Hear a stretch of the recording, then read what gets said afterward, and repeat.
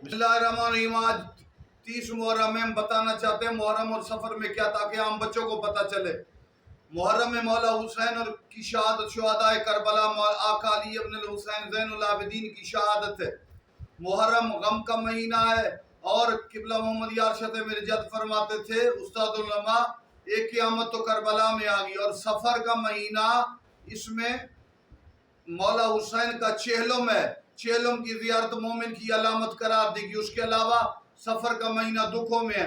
10 محرم کے بعد سے بیویوں کے سفر ہیں، اور 28 سفر مولا امام حسن اور نبی پاک کی شہادت ہے۔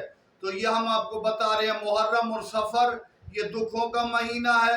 اس کے درمیان 7 سفر خوشی کا دن مولا امام موسیٰ قادر کی ولادت کا دن ہے۔ اس کے علاوہ یہ بھی ایک روایت کے مطابق جناب بی بی سکینہ کی شہادت بھی انہی ایام میں ہے۔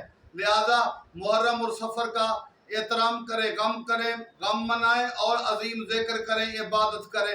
امام حسین کے ساتھ خدا ہمیں معشور کرے۔ والسلام علیکم ورحمۃ اللہ۔